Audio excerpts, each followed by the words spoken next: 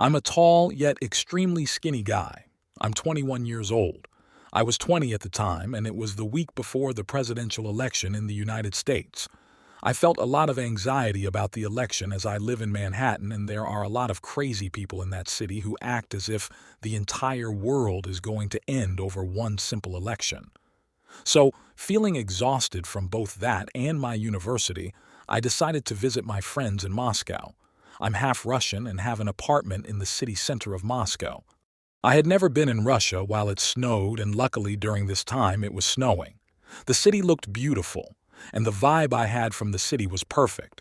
I felt so calm, safe, and the whole world around me just seemed so quiet. Unfortunately, I had severe jet lag and fell asleep around 5 p.m. Moscow time. My friend went home to get ready for her classes the next day.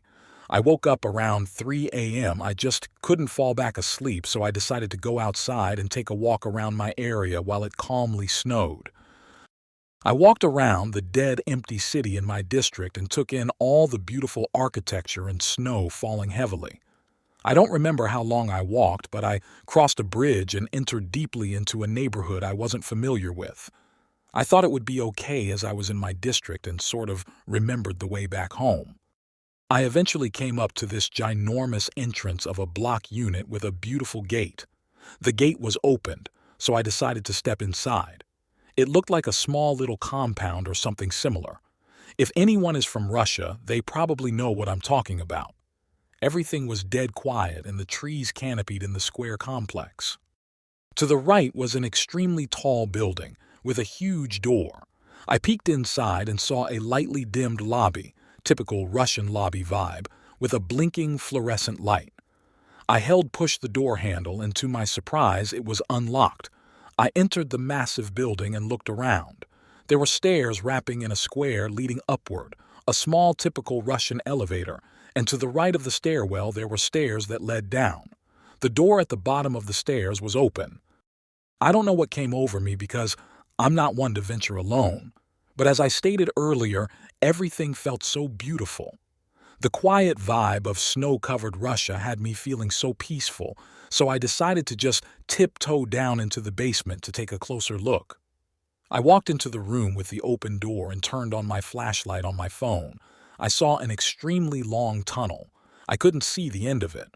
I felt threatened by it and got extremely uncomfortable, so I decided it was best for me to leave. When I turned around, the only light that was entering the tunnel was from outside of the doorway. I saw a black silhouette standing in the door and realized it was the outline of a person. He was at least 5 inches taller than me.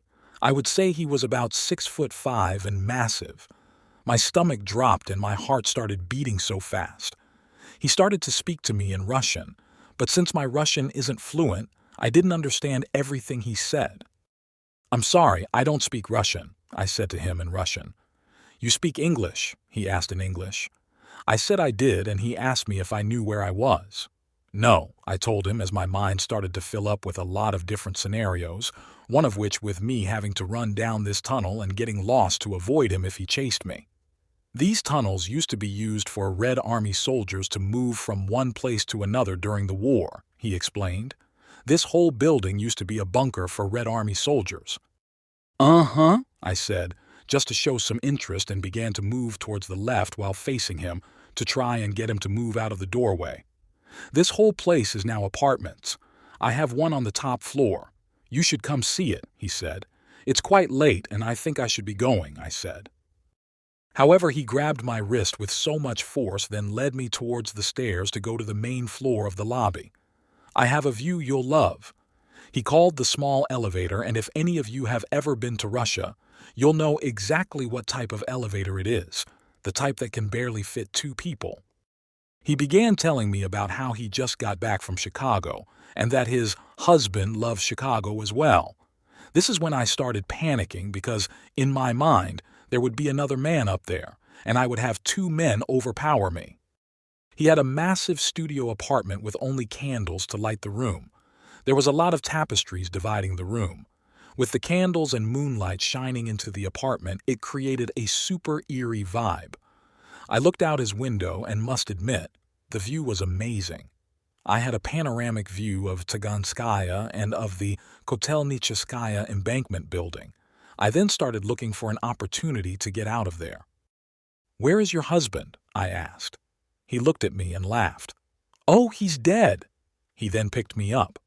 "What are you doing?" I asked. He brought me into another room and began to touch me inappropriately. He ran his hand down my back and took my phone from my back pocket. I didn't realize he had done that because I was in a state of shock. This man licked me and said explicit things in Russian. I tried to pull away, but it made him squeeze and corner me even harder. After about 10 minutes of this, he told me to wait a moment. He went into his bathroom, and it was at this moment I immediately sprinted to the door. There were no lights, so I felt for my phone. To my horror, the phone was missing from my back pocket. My heart sank as I realized I would have to go back into that bedroom to get my phone. I darted back into the room and saw my phone lying on a couch he had next to his bed. I grabbed it and ran for the door. I unlocked 2 locks on one door, and when I opened that one, there was an outer door. I managed to get it open. Adrenaline was high as I ran. I didn't wait for the elevator. I went straight for the stairs. Running down the stairs seemed like an eternity before I finally reached the bottom. I practically leaped down a few steps to go out of the lobby. The door wouldn't open. I'm not ashamed to say, this is when I started sobbing and cursing. The thought of me having to go back into that tunnel to hide again from him scared the living daylights out of me. I had no choice but to accept that this is my reality at this point. Pulling myself together, I noticed a button and I pressed it. This disabled the magnet that holds the door locked. The monotoned beep it made was the best sound I have ever heard, and I rushed out the door into the snow. I have never understood why characters from a horror movie couldn't get away. They were always falling. But now, I understand because I just did the same thing. I stomped through the high snow leading to the main road, ignoring my lungs that were screaming for air. Only once I reached a bridge that led me to my street did I slow down. When I reached the safety of my home, I sat shaking in my bed for 2 hours before I told anyone about it.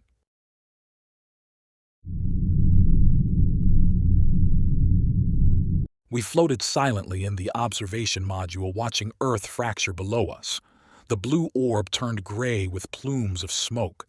Fire bloomed across continents, lighting up the darkness of space. My radio crackled and I jumped, though I shouldn't have. Tensions between the US and Russia had been growing for months. I felt like a fool for hoping that diplomacy would prevail. "Parker, this is Houston. Confirm secure channel." I toggled the comm. "Copy, Houston." There was a pause. A pregnant, suffocating pause. "The President has authorized strategic countermeasures. Nuclear strikes are in progress. Your orders are to secure the station." "Understood," I replied, but I didn't. "Secure it from what?" My gut twisted when the second message came. "Cole, eliminate Commander Ivanov. He's a threat to U.S. assets in orbit. You are authorized to use any means necessary." I turned slowly. Across the station, Commander Dmitry Ivanov, my crewmate of 6 months, my chess partner, the man who'd shared countless stories about his daughter in St. Petersburg, was staring out at the same hellish view of Earth. Did he know? "Dmitry, this is Roscosmos Command. Do you copy?" My hand trembled as I held the receiver. "Loud and clear. Hostilities have escalated. We have launched. The Americans will retaliate." The silence that followed felt like a death sentence. "And Parker?" I asked, though I knew the answer before they spoke. "He is no longer your ally. Neutralize him. Ensure the Americans do not gain control of the ISS." Neutralize him. I stared across the station at Parker. His jaw was tight, his shoulders stiff, his eyes darting to me as though trying to read my thoughts. I wondered if he'd already received similar instructions. The station felt too small now. Its metallic walls echoed every movement, every breath. The hum of the life support systems, once a comforting backdrop, now felt like the droning of a death knell. We danced around each other in silence for hours, pretending nothing had changed. But it had. Every glance was loaded, every movement calculated. I checked the toolbox twice, ensuring the wrench I kept there was within easy reach. I had spent longer than necessary in the galley where the emergency knife was stored. The silence was unbearable. My mind replayed Houston's message until the words didn't sound real anymore. Dimitri and I had worked side by side for months, trusting each other with our lives. Now, I couldn't look at him without imagining his hands around my throat or my own hands around his. "Cole," his voice startled me. I turned to find him holding a chessboard, the same one we'd used every week to pass the long hours. "A final game." I hesitated. Was this a trap? His face betrayed nothing. Slowly, I nodded. We floated to the table. He set up the pieces with steady hands, but his eyes flicked to the tool belt at my hip. I mirrored his glance, noticing the small screwdriver clipped to his pocket. The game began, but my mind was elsewhere. Each move felt like a dance around an unspoken truth. The earth outside was a ruin now, its beauty obscured by fire and ash. My daughter's face flashed in my mind. Was she alive? Was anyone? Cole's hand hovered over a bishop. I watched the tension in his fingers, the way his breath hitched. He was stalling, thinking. About the game or about how he'd do it. I made the next move, a bold one. He blinked, surprised, and for a moment the tension cracked. "Your daughter," Cole said softly. "What's her name?" We talked about our families, about Earth. It felt surreal, sharing stories while knowing we were waiting for the moment one of us would make the first move. The station creaked as it orbited, its sounds amplified by the vacuum of our fear. I excused myself to check the oxygen system, but really, I was scouting. I passed the hatch to the storage module and hesitated. Dimitri had been in there earlier. Had he set a trap? When I returned, he was gone. My heart raced. I grabbed the knife from the galley and tucked it into my jumpsuit. "Dimitri?" I called. I hid in the airlock, watching Parker move through the station. His posture had changed. He was hunting now. My fingers closed around the wrench in my pocket. This wasn't survival. This was war, waged between two men who should have been brothers. The confrontation came in the observation module. I found Dimitri first, the knife in his hand trembling as much as his voice. "We don't have to do this." Dimitri's response was a swing of the wrench. I dodged, slamming into the control panel. Alarms blared. The station's automated system screamed warnings about a breach, a malfunction, a nightmare in progress. We grappled in zero gravity, our movements clumsy and brutal. My knife found flesh first, slicing Dimitri's arm. Dimitri roared and swung the wrench again, catching my shoulder. Blood droplets hung in the air like stars. It ended in the airlock. Dimitri, weakened and bleeding, made one last attempt to push me into the void. But I was faster. With a desperate shove, I sent Dimitri tumbling back, the hatch sealed. I floated in silence, staring at the empty airlock. Dimitri's blood still hung in the cabin, tiny red planets orbiting my shaking hands. Houston's signal was gone. The earth below was dark. I was alone. The station hummed around me, a cold and unfeeling machine. I thought of Dimitri's daughter, of my own family. Did they even exist anymore? The stars outside seemed closer now, their light cruel and indifferent. I was alive, but I wasn't sure it mattered.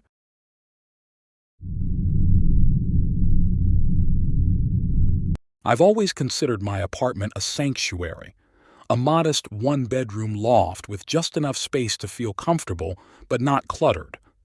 The day had been long, filled with the usual grind of meetings and deadlines. As I turned the key in the lock, the familiar creak of the door greeted me. I tossed my keys on the counter and slumped onto the couch, the weight of exhaustion pressing down on me. The city outside hummed with life, but inside, it was a world of quiet solitude, just the way I like it. The digital clock on the wall blinked 11:30 p.m. The faint glow from the streetlight outside seeped through the thin curtains. I poured myself a whiskey and turned on my laptop. This is a habit I formed to help me relax before bedtime. I loaded a game, and as I was about to start playing, an advertisement popped on the screen. It read, "Hot new game. Become a human target and outsmart your team of hunters. Join now." Cool, I thought, and clicked on the advert. This took me to a sign-up page where I entered all my personal details and started the game. I played for about 30 minutes before my eyes fluttered as sleep overcame me, and without even changing out of my clothes, I went to my bedroom, laid on the bed, and drifted off. The room was so dark it pressed against my eyelids, making sleep deep and dreamless. But then a sound so soft crept into my consciousness. It was a soft click, like a lock being tampered with. In my groggy state, I brushed it off as the usual creaks and groans of an old apartment. But then there was another sound. This time it was unmistakable, the quiet, deliberate turning of the doorknob. My heart thudded in my chest as adrenaline shot through my veins, yanking me out of my sleep. Before I could fully grasp what was happening, the door to my bedroom swung open with a slow, agonizing creak.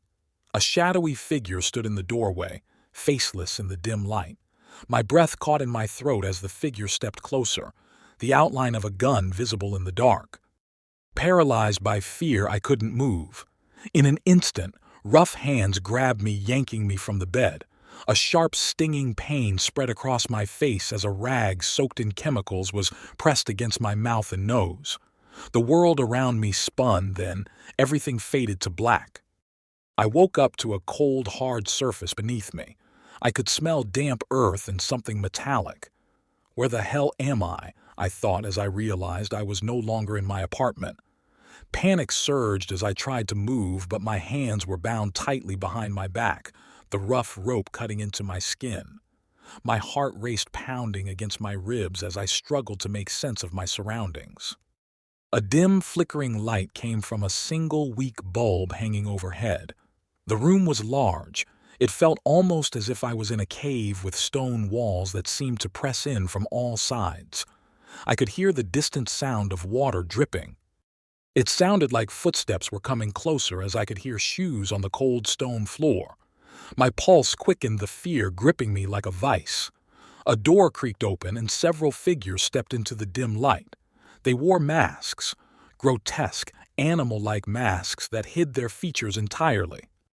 "Welcome to the game," one of them said, their voice distorted through a modulator. "You're the prey." The terror that had taken hold of my heart at that moment was unbearable. I then realized the situation I was in. I was in the middle of some sadistic game I had signed up for just a few hours ago. But this was no game. It was real. The masked figures circled me, their eyes hidden behind the lifeless masks. "You'll be given a 5-minute head start," the leader said, stepping closer. The mask they wore resembled a wolf's snarling face, the empty eye socket staring into my soul. "After that, the hunt begins. 10 of us will come after you, and we won't stop until we've claimed our prize." My breath came in ragged gasps as the gravity of the situation hit me. I was the prey in a deadly game, my only chance of survival lying in the small head start they were granting me. "You have 5 minutes," the leader repeated. "Better make them count."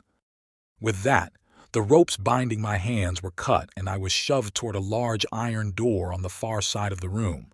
My legs felt like jelly, but the primal instinct to survive overpowered the paralysis of fear. I sprinted toward the door, bursting through it and into the unknown. Outside, the night was pitch black, the moon hidden behind thick clouds. The cold bit at my skin as I ran. The estate was massive, a sprawling expanse of dense forest and rough terrain. Leaves crunched and twigs snapped as I ran. My mind raced as I pushed myself deeper into the forest. I had no idea where I was or how far I needed to go. The only thing I knew for certain was that time was ticking and soon the hunters would be unleashed. My lungs burned with every breath, my muscles aching as I forced myself onward. The darkness was disorienting, every step a blind leap into the unknown. But there was no time to stop, no time to think. The only thing that mattered was putting as much distance as possible between myself and the hunters. Suddenly, the silence was shattered by the distant sound of a horn, a long, haunting note that echoed through the trees. The hunt had begun. The horn was soon followed by the distant howls of the hunters. They were far enough away that the sounds blended with the wind, but the terror was real and close, always there. My 5 minutes were up. I was no longer running away, but running for my life. My heart pounded in my chest as the fear pushed me forward. My feet tore through the underbrush, snapping twigs and sending animals scurrying in every direction. Every branch that scratched my face, every stone that threatened to trip me up, only heightened my sense of desperation. The hunters were close, too close. I could feel their presence, could sense their eyes tracking me in the darkness. My mind raced, searching for any strategy, any way to outsmart the hunters. I knew the forest was vast, and if I could find a place to hide, I might have a chance. But the hunters were skilled, experienced predators who had done this many times before. They knew the terrain, the tricks, the traps. My breath came in ragged gasps as I pushed myself harder, ignoring the pain that shot through my legs and the fear gnawing at my sanity. I had to survive. I had to find a way out. The forest seemed to close in around me, the trees becoming thicker, the paths more treacherous. The hunters were gaining ground, their movements more calculated, more deliberate. My mind was clouded with fear, my thoughts fragmented as I tried to think of a way out, but the options were few and the time was slipping away. Then I stumbled upon a small clearing, the ground uneven and littered with fallen branches. The moon had emerged from behind the clouds, which wasn't really in my favor as the hunters could now see me more clearly. I stopped for a bit, trying to catch my breath and trying to gather my thoughts, but then I heard it. The unmistakable sound of footsteps approaching from all sides. I was surrounded. The hunters emerged from the shadows, their guns aimed at me, their masks reflecting the moonlight in a grotesque display. There was no escape, no way out. I was trapped, caught in the grip of a nightmare that had no end. "Game over," the leader said, stepping forward with the same distorted voice. The muzzle of his gun was pointed directly at my chest, and I could see the cold glint of metal in the moonlight. There was no pity, no remorse in those masked eyes, only the thrill of the hunt, the satisfaction of the kill. But I wasn't ready to give up.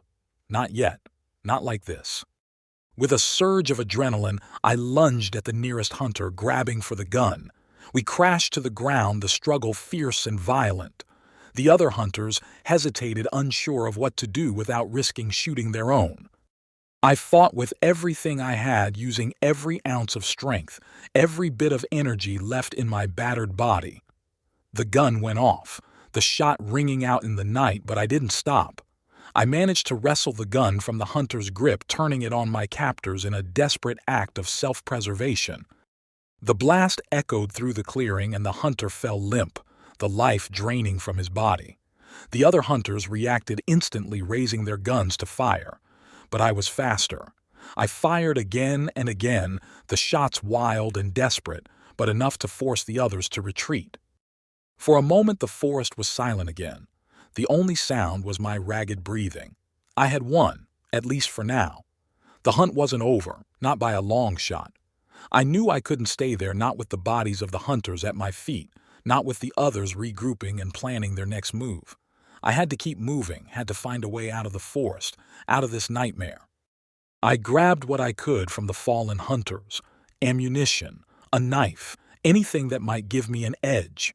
Then I bolted back into the forest, my body screaming in protest, but my mind focused solely on survival.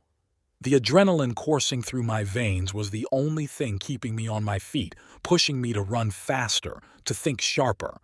Every sound in the forest, every rustle of leaves sent my nerves into overdrive.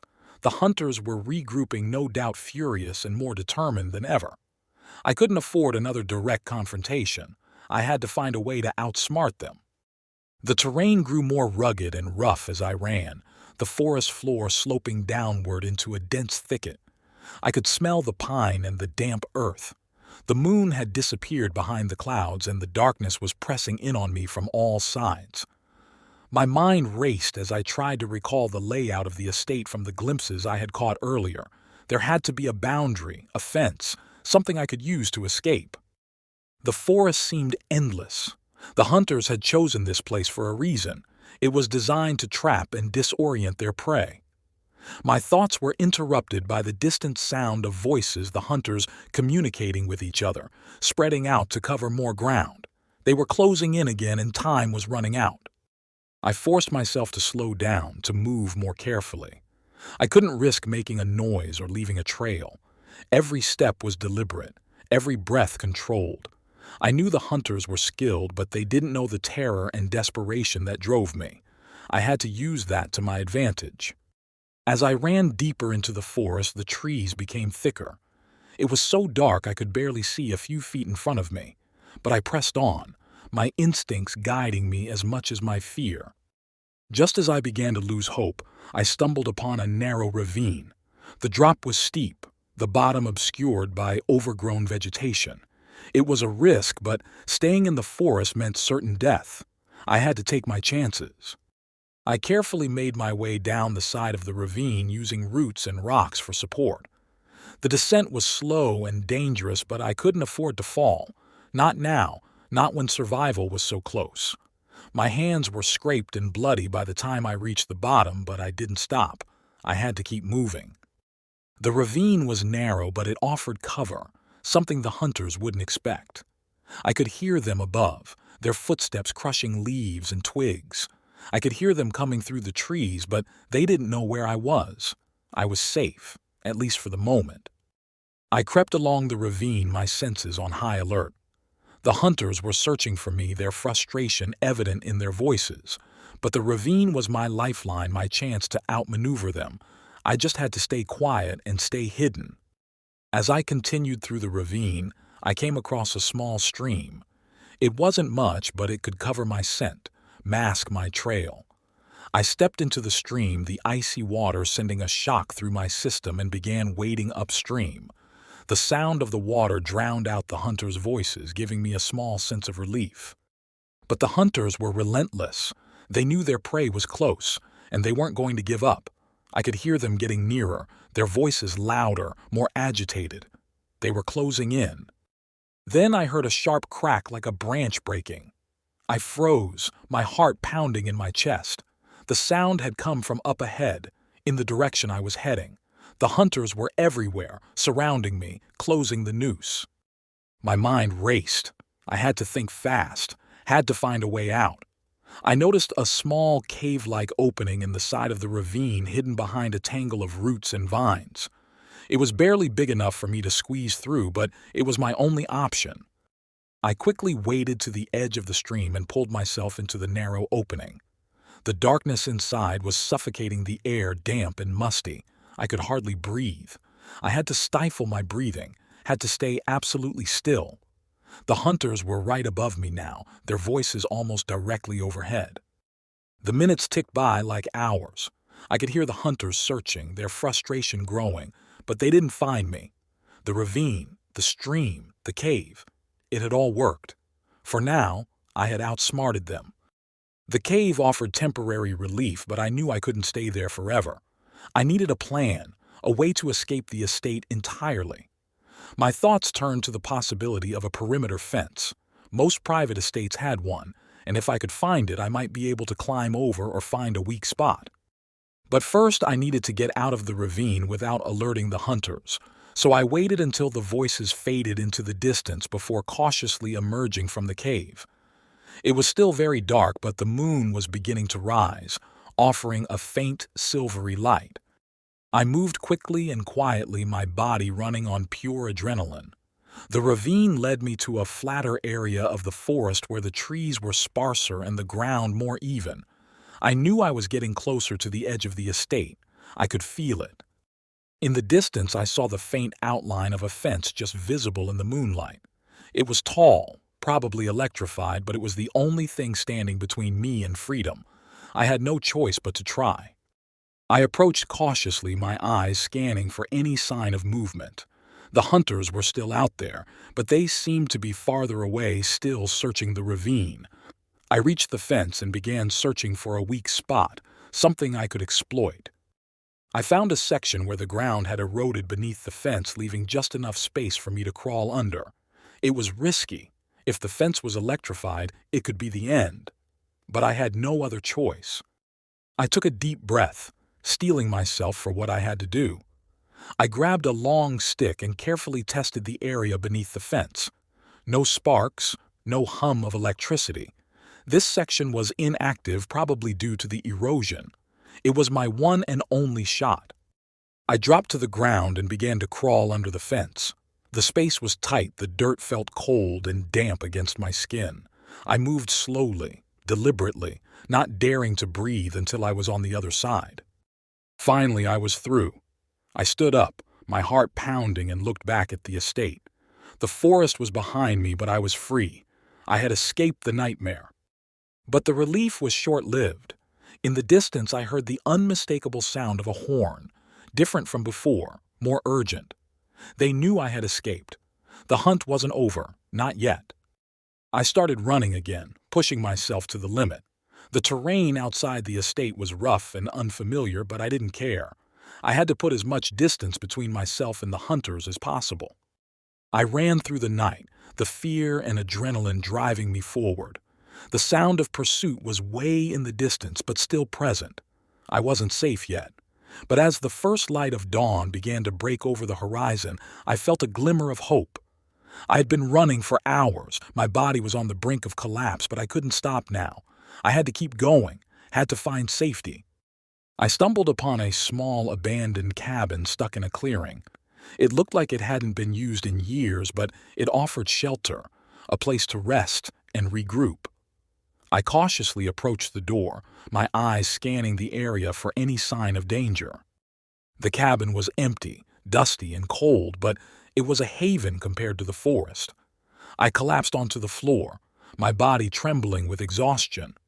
I had made it this far. I could survive the rest. But then the sound of footsteps outside the cabin shattered my brief moment of peace. The hunters had found me. I scrambled to my feet, my heart racing. There was no way out, no back door, no window large enough to escape through. I was trapped and the hunters were closing in. The door burst open and the leader stepped inside, gun raised, the wolf mask glinting in the morning light. I knew this was it, the final showdown. I grabbed the knife I had taken from the hunter earlier and faced the leader, his eyes filled with determination. He wasn't going down without a fight. The leader fired, but I was ready. I dodged to the side, the bullet missing me by inches. I lunged forward, the knife aimed at the leader's chest. We collided in a violent struggle. The leader's strength was overwhelming, but my will was unbreakable. The fight was brutal, primal. Every move was a battle for survival, every second a fight against death. The other hunters were outside, watching, waiting for their leader to finish the job. But I wouldn't let that happen. With a final desperate push, I drove the knife into the leader's chest, the blade sinking deep into his flesh. The leader's eyes widened in shock, the mask slipping from his face, revealing the cold, lifeless stare beneath. The leader fell to the ground, the life draining from his body. I stood over him. My breath was coming in ragged gasps, my hands shaking. I had won. I had survived. The other hunters hesitated, their confidence shattered by the loss of their leader. They weren't expecting this. They weren't prepared for prey that fought back. Slowly, one by one, they lowered their weapons and backed away. I watched them retreat, my body tense, ready for another attack. But it didn't come. The hunters vanished into the forest, leaving me alone in the clearing. The sun was fully up now, bathing the landscape in warm light. I stepped out of the cabin, the weight of the night's events finally lifting from my shoulders. I had made it through the nightmare. But the scars would remain, the fear, the terror, the memory of the hunt. I knew I would never be the same, that the events of that night would haunt me for the rest of my life. But I was alive, and that was enough. As I walked away from the cabin, away from the forest, I felt a sense of peace. The hunters were gone. The nightmare was over. And now finally I was free. But I will never, for as long as I live, ever click on another new hot game.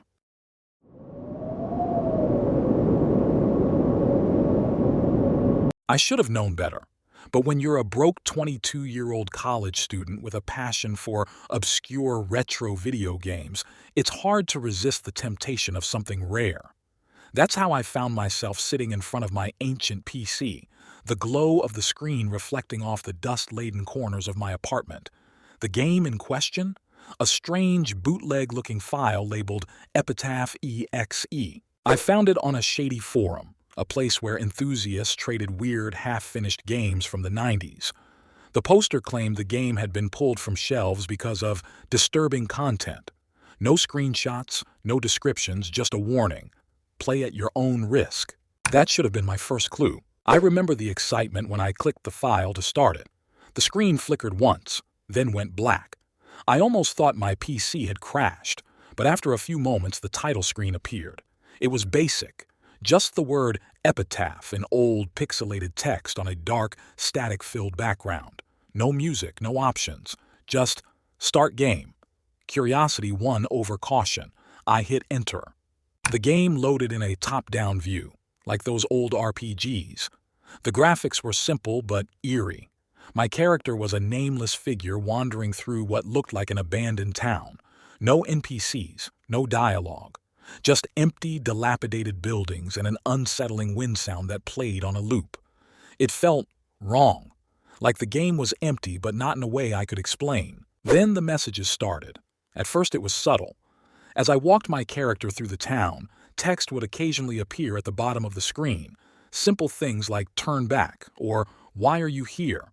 I thought it was just part of the game's atmosphere, a gimmick to freak out players. But the longer I played, the more specific the messages became.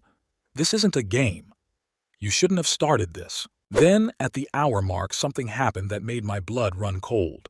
The screen glitched just for a second, but it was enough to freeze me in place. The character on the screen. It wasn't my character anymore. For a brief moment, I saw me, my actual face, reflected in pixelated form, staring back at me from the game. I shut off the game, my heart pounding.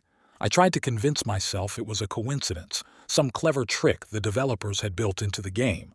But my face? No way. I hadn't entered any photos or personal info into my computer. How could it know what I looked like? I didn't touch Epitaph for a few days. But the thing is, once you've started something like that, it doesn't just go away. That night, as I lay in bed trying to sleep, I heard a faint familiar sound. The wind. The same eerie wind from the game's soundtrack. It was coming from my computer speakers even though the system was turned off. I got up, yanked the power cord, and the noise stopped. That's when I saw it.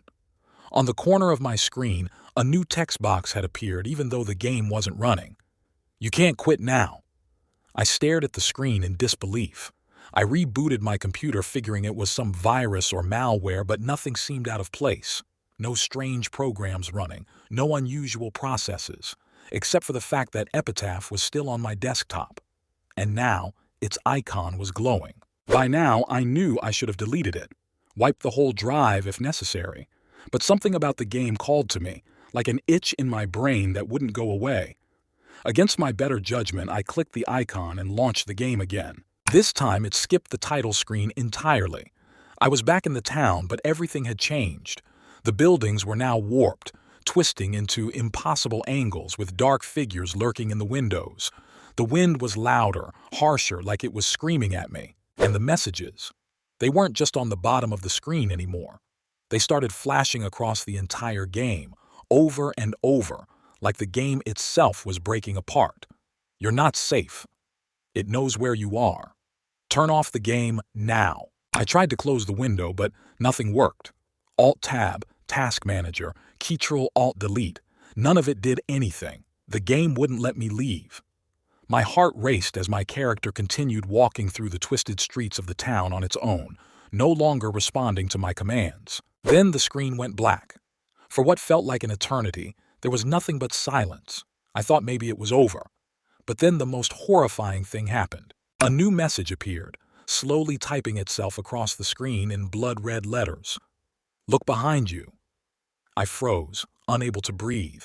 My room felt colder, like something had sucked all the warmth from the air. Every instinct told me not to turn around, but I couldn't help it. I shifted in my chair, eyes wide, and glanced over my shoulder. There was nothing there, just the dark, empty room. But when I turned back to the screen, the game had changed again. The character, the one that had once looked like me, was now slumped over on the ground, lifeless. And above it, in the pixelated darkness, was a new figure. A tall, shadowy silhouette with glowing red eyes. Before I could react, my screen flickered again and a final message appeared. I'm coming for you. I shut down my computer, my heart pounding so hard I thought it might burst out of my chest. The room was dead silent. I sat there shaking, too scared to move, too scared to breathe. Every shadow in my apartment seemed deeper, every creak in the walls more sinister. And then I heard it. That same wind, faint but unmistakable, outside my window. I haven't opened the game since, but sometimes late at night I still hear that wind. And every time I do, I get the same feeling, like something's watching me, waiting for me to make the next move. I should delete it, I know I should, but part of me wonders if that would even make a difference now, because whatever Epitaph is, I don't think it's just a game anymore, and I'm not sure it ever was.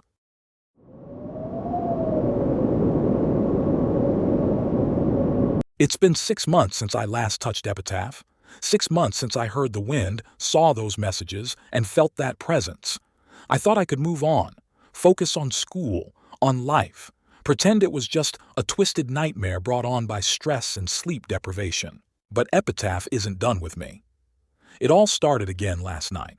I was sitting in the library cramming for finals when my phone buzzed. It was a notification, an email from an unknown address. The subject line simply said, "I've found you." My stomach dropped. I knew it was stupid, but I couldn't resist. I opened the email. It was blank, except for an attachment, epitaph.x. My heart skipped a beat. I deleted it immediately, but a creeping dread settled over me. Was this some kind of joke? Someone from the forum trying to mess with me? Maybe a friend who knew about what happened. But then it got worse. A second email arrived minutes later from the same sender. This time the subject line read, "It's in your world now," and beneath that a single line of text, "Play, or it plays with you." I didn't want to go home after that. The thought of being alone in my apartment made my skin crawl. But I had no choice. I returned around midnight, cautiously stepping through the door. The place was just as I left it, but something felt off, like the air was heavier, pressing down on me. I powered up my laptop, not because I wanted to play, but to check if it was still safe. I scrolled through my files. Epitaph wasn't there, at least not that I could see. A wave of relief washed over me, but it was short-lived. As I started to work on my assignment, my laptop screen glitched, just for a moment, and then something new appeared in the corner. A small, barely noticeable icon. I clicked it before I realized what I was doing and immediately regretted it. Epitaph launched itself without warning. No intro, no loading screen. Just the dark, pixelated town waiting for me. Except this time, it wasn't empty. The moment the game loaded, a figure appeared, standing in the center of the town square. It was the same shadowy silhouette I had seen before, the one with the glowing red eyes. But this time, it was different. It wasn't just a character on the screen. It was me. I don't know how to explain it, but the figure, it moved like me. It had my exact build, the same posture, the same jerky way I hesitated with every step. It was as if the game was mimicking me, mocking me. A message flashed across the screen. "You can't escape." I tried to close the game. Nothing worked. I unplugged my laptop, pulled the battery, did everything I could to kill the power, but the game stayed on, burning itself into the screen, into my mind. And then it started showing things it shouldn't know. I watched in horror as the figure on the screen walked through the town, and the game world morphed. Buildings twisted and melted, pixel by pixel, until they were no longer just random structures. They looked familiar. My dorm building, the library, my favorite cafe, places I walked by every day. It was showing me my world in its sick, corrupted form. The figure stopped in front of a building I knew all too well, my apartment. Another message appeared. "Let me in." I froze. This wasn't a game anymore. It was real. Whatever this thing was, it had crossed over, reaching into my world, my life. I felt its presence behind me, lurking in the shadows of my room, waiting for me to acknowledge it. The screen flickered, and a new figure appeared, standing behind the one that looked like me.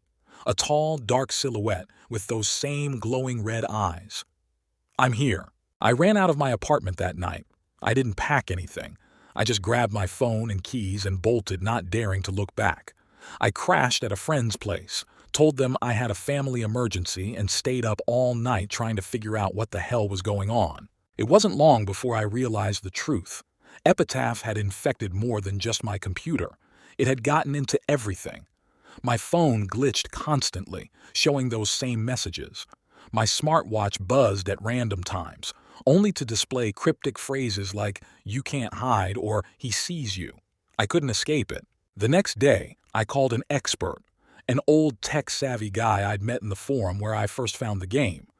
He was the one who had warned me to stay away back when I first mentioned downloading Epitaph. I should have listened to him then. When I told him what had happened, there was a long silence on the other end of the line. "You're in deep," he finally said. "Epitaph isn't a normal game. It's something else. Something that shouldn't exist." "What do I do?" I asked, trying to keep the panic out of my voice. "There's only one way to stop it," he said, his voice low and serious. "You have to finish the game." I didn't want to hear it. I didn't want to go back into that cursed game, but I didn't have a choice. It was either that or let it destroy my life, piece by piece. So that night, with trembling hands, I opened my laptop again. Epitaph launched without me even touching it. The game was waiting for me. The town darker than before. The figure that looked like me standing at the edge of the screen, staring. A new objective appeared at the bottom of the screen. Find the door. I guided the figure through the corrupted version of my world, through streets I knew all too well. Each step brought me closer to something, a feeling, a presence that was pulling me in. The longer I played, the more distorted everything became.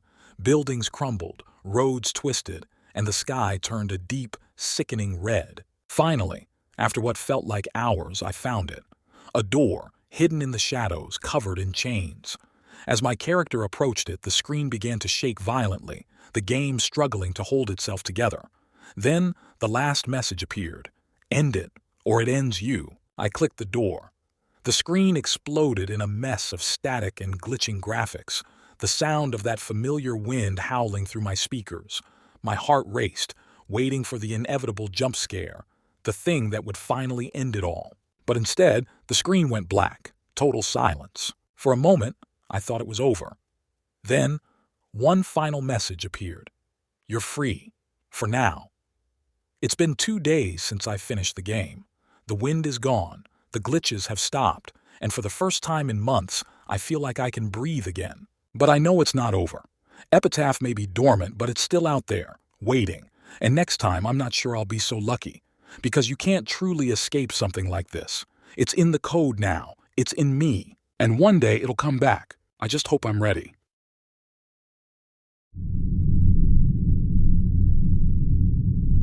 I always knew there was something off about Gary. Ever since he moved in with my mom and me, something just didn't sit right. Maybe it was the way he always seemed to avoid eye contact, or how he'd disappear on certain nights, coming back with vague excuses about work or late-night walks. I figured he was just weird or didn't like me, but I never imagined the truth could be this horrifying. I'm Jake, by the way. I'm 18, just graduated high school, and was trying to figure out my next steps in life, until everything changed, until I found out what Gary really is. It was last week when I started to put the pieces together. The full moon had just passed, and I woke up in the middle of the night to the sound of my mom crying in the living room. Her sobs were quiet, muffled, but I could hear them through the thin walls of our house. I slipped out of bed and crept down the hall. I saw Gary standing over her, his back to me, his hands resting on her shoulders. "Shh, babe, it's okay," he was saying in this deep, raspy voice that made my skin crawl. "It won't happen again. You know I can't control it." Control what? Before I could figure out what was happening, Gary turned slightly, his eyes catching mine.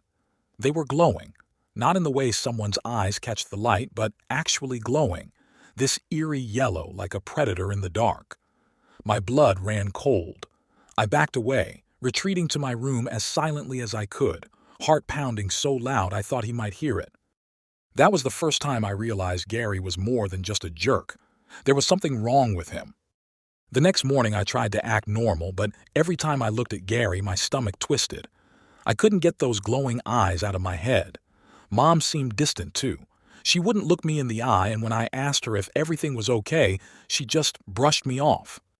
"You don't have to worry about it, Jake," she said, her voice shaky. "It's complicated." But I couldn't let it go. I started paying closer attention to Gary, noticing things I'd ignored before. His weirdly enhanced sense of smell. He'd sniff the air when he walked into a room, like he was tracking something. His habit of disappearing around the same time every month. And then there were the injuries, scratches and bruises he couldn't explain. I had to know the truth. That night I stayed up late waiting for him to leave. Sure enough, just after midnight, Gary grabbed his jacket and slipped out the back door. I followed him, keeping my distance, my breath fogging in the cool night air. He headed toward the woods behind our house, his movements unnaturally smooth, almost animalistic. I don't know what I expected to find, but what I saw that night shattered any sense of normalcy I had left. I kept low, hiding behind trees as Gary entered a clearing. He started to shake, his body convulsing in this grotesque, unnatural way. I watched paralyzed as his form twisted, bones cracking loudly in the stillness of the forest.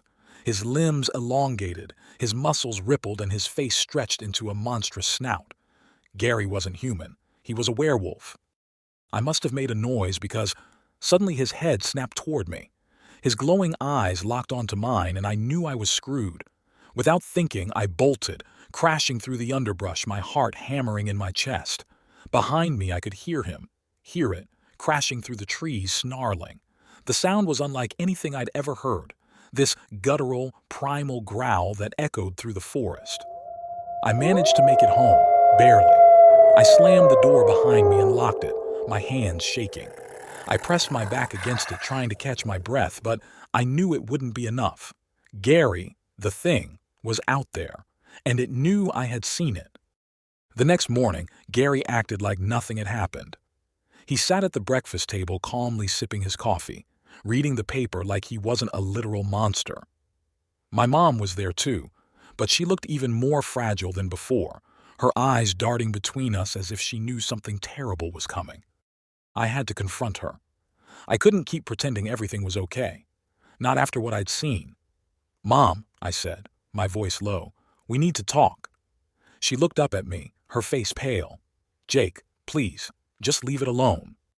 "How can I leave it alone? He's a freaking werewolf, and you knew, didn't you?" Tears welled up in her eyes, and she nodded. "I didn't want you to find out like this," she whispered.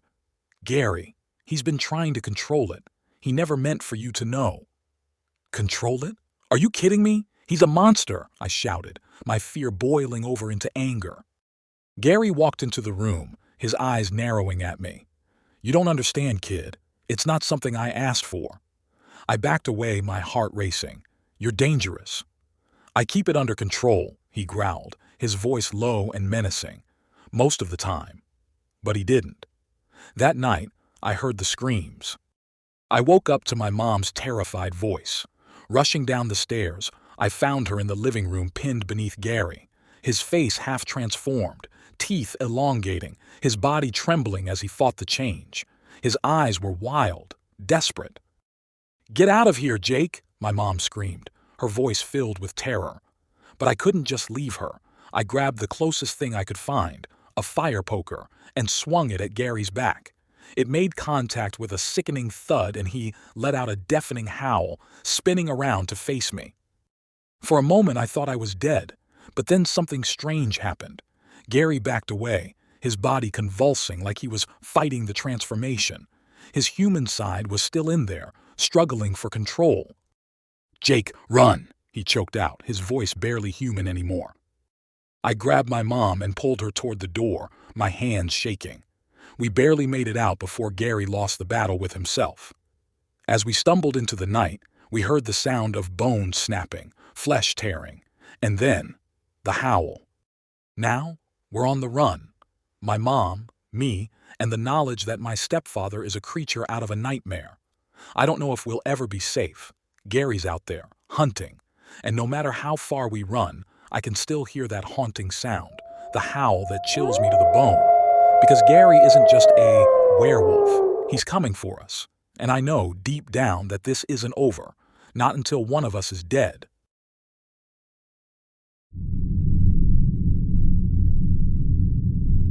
The sterile hum of the overhead lights buzzed through the cold, tiled room. Instruments gleamed and the faint scent of antiseptic filled the room. Dr. Evelyn Moore, an experienced coroner, methodically worked her way through the autopsy, her gloved hand steady as she reached the most delicate stage. Before her lay the body of John Halstead, recently pronounced dead after a violent car accident. The medical examiner's assistant watched quietly from the other side of the table as Evelyn delicately extracted the heart, holding it gently in her hands. She examined its chambers and tissue with a clinical focus, unaware that the silent room was about to be disturbed in the most unsettling way possible. Suddenly, John Halstead's eyes shot open. It was so swift and unnatural that Evelyn didn't notice it at first, but her assistant gasped, stepping back. The assistant's expression was a mix of horror and disbelief, his face drained of color. Evelyn glanced up sharply. "What's wrong with you?" she asked, annoyed by his apparent break in composure. But before he could answer, she heard something impossible. A sound like a faint thud, a rhythm that shouldn't exist, echoed from the very organ she held. A heartbeat. Her eyes widened and she instinctively looked down at the heart in her hands. It pulsed. Weakly but unmistakably, it pulsed. Suddenly she heard a shallow, raspy breath escape from the body on the table. John's eyes, once lifeless, were now filled with a terrifying awareness. His pupils dilated, his chest barely rising in labored, uneven gasps. His face was a mask of pain and confusion. The assistant stumbled backward, knocking over a tray of instruments with a loud clang. "Dr. Moore, he's alive," he shouted, though his voice trembled as if his mind was struggling to believe his own words. Evelyn stood frozen, her breath caught in her throat. This couldn't be happening. John Halstead had been dead for hours. The bruises, the fractures, the trauma from the accident. It was impossible for him to be breathing. His heart had stopped. She had the organ in her hands for goodness sake, yet here it was, beating between her fingers. His lips moved, struggling to form words. His voice, weak and hoarse, finally managed to croak out, "What happened?" Evelyn dropped the heart. It hit the floor with a sickening thud and the rhythmic pulse ceased. For a moment everything went still. The assistant looked at the body on the table in utter shock. John's eyes were now vacant once more, his chest no longer moving. The impossible had vanished as quickly as it had appeared. But Evelyn couldn't shake the image, the sensation of that heart pulsing in her hands, the life that had flickered back into the dead. Shaken, she knelt down and retrieved the heart from the floor, her hands trembling. She stared at it, waiting for something, anything, to happen. But it remained still, lifeless, just as it should be. Her assistant, now ghostly pale, whispered, "Should we report this?" Evelyn looked at the lifeless form of John Halstead, his face now calm, his eyes forever closed. She swallowed hard and shook her head. "No one would believe us," she said quietly, her voice hollow. "It never happened." Yet deep down, as she returned to her work, she knew the truth. Something had happened. Something far beyond death had stirred in that room, and the echo of a heartbeat still lingered in the silence. Evelyn resumed her work, but her hands no longer held the confidence they once did. Every movement felt strained, deliberate. The memory of John Halstead's fleeting, impossible life, or whatever that had been, clung to her thoughts like a stain. The assistant stood far from the table now, his eyes never leaving the body. A ringing silence stretched over the room, but Evelyn's mind screamed. Was she going mad? Had they both hallucinated the same impossible event? And what if they hadn't? She forced herself to proceed with the autopsy, trying to bury her fear beneath years of medical training. As her scalpel hovered above the next incision, a strange, cold draft brushed against the back of her neck. She paused, glancing up at the room's sealed windows. Nothing should have moved the air in this basement-level morgue. The chill was unnatural. The hairs on her arms prickled and a creeping sense of dread tightened around her chest. She felt watched, but by what? John's body lay still, lifeless, yet she couldn't shake the feeling that something more than death lingered in the room. She leaned over his corpse, preparing for the next cut, but her heart pounded with the irrational certainty that his eyes would open again at any moment. The silence was suddenly broken by a sharp, metallic clang. Evelyn jumped, her scalpel slipping from her hand and clattering onto the tiled floor.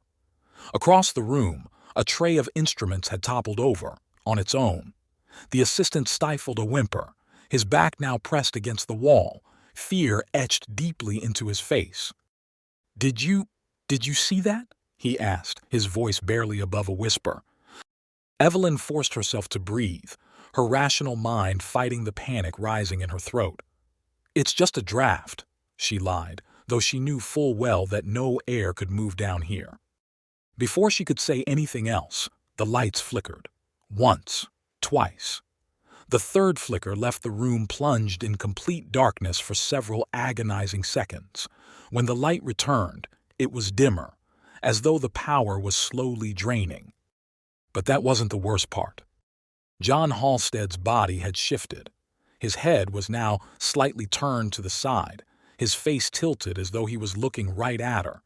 She was certain she hadn't moved him, and neither had her assistant, who was still frozen in the corner, wide-eyed and shaking. Evelyn swallowed hard, her breath shallow. She stepped closer to the body, against every instinct screaming for her to run. Her hands trembled as she leaned in, almost as if drawn by an invisible force. She told herself she was imagining it. Bodies could shift after death. The muscles relaxed. Nerves could fire randomly. That was all it was. But when she reached for his face, intending to turn it back to its original position, she felt a sharp, icy burn on her skin, as though she had touched something frozen. And then, just as her fingers made contact, John's eyes snapped open again. This time, there was no fleeting moment of confusion. His pupils were dilated, wide and black as voids, staring straight into her. His lips parted, a gurgling sound rising from his throat, no longer human. His body convulsed on the table, bones cracking audibly as if something inside him was breaking free. Evelyn stumbled backward, her heart hammering in her chest.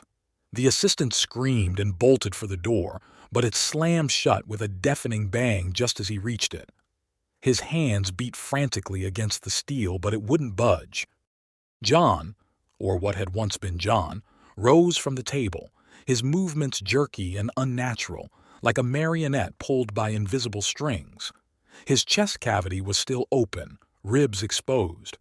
But the impossible thing was that his heart, the one she had dropped, now lay back inside, beating furiously.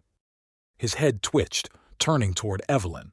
He opened his mouth wider, the sound deepening, morphing into a low, horrible growl that sent icy waves of terror flooding through her body. "Help me!" the assistant shouted, banging on the door as the lights flickered again. Evelyn stumbled back further, nearly slipping on the floor, her eyes glued to the twisted form of John.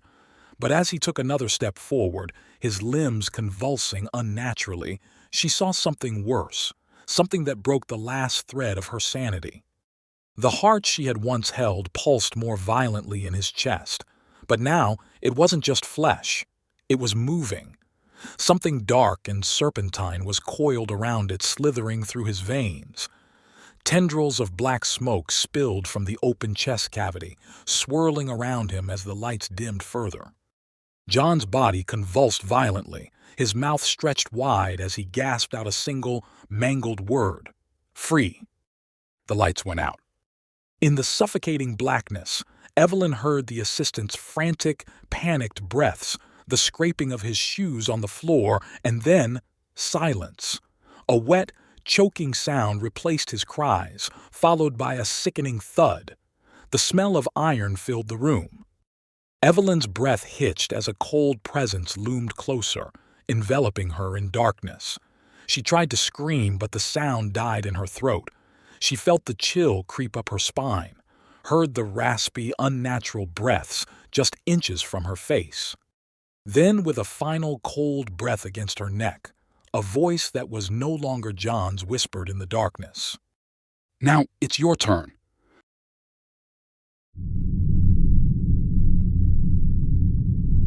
The car purred beneath me like a sleek predator, the electric hum barely audible over my playlist blasting through the speakers. The new car smell, the buttery leather seats, the dashboard that looked like something out of a sci-fi movie, it was all mine. I was on top of the world cruising down the winding back roads on my way to college. The future felt wide open, bright and full of possibilities, until it wasn't. It happened without warning. The dashboard lights flickered, then went dark. My playlist cut off mid-song, plunging me into sudden silence. The gentle hum of the engine died and the car coasted to a stop on the shoulder of the empty road. I stared at the dead screen, pressing buttons with mounting panic. Nothing worked. The Mercedes, my beautiful futuristic gift, was now a useless hunk of metal. Outside, the dense forest stretched endlessly on either side of the road, with towering trees that looked spooky. Shadows stretched long and deep, and the late afternoon sun began to dip behind the canopy, casting the world in a dim, orange glow. I reached for my phone, my stomach sinking as I saw the no signal icon blinking mockingly at me. I was completely, utterly stranded. Minutes turned into hours. The sun sank lower, and with it, the temperature dropped. The forest seemed to come alive in the twilight, each rustling leaf and snapping twig sending my heart racing. I stayed in the car, locking the doors, my eyes darting to the rearview mirror every few seconds. I thought I was alone. Then I saw the headlights. They appeared in the distance, faint and flickering through the trees. Relief surged through me, quickly tempered by unease. Who was out here in the middle of nowhere? The vehicle came into view. It was a battered old truck, its paint chipped and rusted, the engine growling like a beast as it pulled up beside me. The driver stepped out. He was tall and broad, dressed in flannel and worn jeans. His boots crunched against the gravel as he approached. A lumberjack, or at least that's what he looked like. His face was rugged, with a scruffy beard and eyes shadowed by a trucker's cap. "You all right, miss?" His voice was deep, almost too friendly. I rolled down the window an inch, my pulse quickening. "My car broke down. I don't know what happened. It just stopped working." He nodded, glancing at the Mercedes like it was a spaceship. "EMP attack," he said matter-of-factly. I frowned. "What?" "Electromagnetic pulse. Knocks out anything electronic. Your fancy car here? Dead as a doornail." I stared at him, trying to process what he was saying. An EMP? That sounded like something out of a movie. "I can give you a ride," he offered, gesturing to his truck. "Nearest town's about 20 miles back." I hesitated, every horror movie I'd ever seen flashing through my mind. But the shadows in the forest were growing darker, and the thought of spending the night alone out here was even more terrifying than climbing into a stranger's truck. The inside of the truck smelled like pine and gasoline. I sat stiffly, clutching my backpack as the lumberjack, he introduced himself as Travis, navigated the narrow, twisting road with practiced ease. "Not many people take this route," he said after a long silence. "Too remote, easy to get lost." "Why are you out here?" I asked, my voice sounding smaller than I intended. "Work." He nodded toward the woods. "Forestry. Been cutting these trees for years." Something in his tone made me incredibly uneasy. The forest grew denser as we drove, the trees pressing closer like a living wall. The headlights carved tunnels of light through the dark, and the further we went, the less the road looked like a road at all. "Are we going the right way?" I asked, trying to keep the fear out of my voice. Travis didn't answer immediately. His hands tightened on the wheel, and I noticed the scars crisscrossing his knuckles. "Shortcut," he said finally. We came to a clearing, and my stomach dropped. There was no town, no gas station, just an old cabin sitting in the middle of nowhere, its windows dark and gaping like hollow eyes. "I thought you said—" "I said I'd help you," Travis interrupted, cutting the engine. His voice was colder now, his earlier friendliness gone. He turned to me, his shadowed face unreadable. "Stay here. I'll check something." As he stepped out, I fought the rising panic. Something was wrong. Very, very wrong. I scanned the truck's interior, my eyes landing on a rusted axe resting on the floor near the driver's seat. I grabbed it. The next few minutes were a blur of adrenaline and fear. I heard Travis's heavy footsteps circling the truck, his voice low and muttering. When he tried to open my door, I swung the axe. It connected with a sickening thud and Travis howled in pain. I didn't wait to see how badly I'd hurt him. I bolted, sprinting into the forest with nothing but the axe in my backpack. The woods closed around me, the darkness swallowing me. I ran until my lungs burned, every snap of a branch behind me making my heart leap into my throat. I didn't stop running until I saw the faint glow of distant lights, the town. I never found out what happened to Travis. Later, I learned that EMPs had hit across the region, plunging entire cities into chaos. But out there in the woods, it wasn't the loss of technology that terrified me. It was the man who had used the isolation as an opportunity. Even now, I can't shake the feeling that Travis is still out there waiting for his next chance. And that next time he won't miss.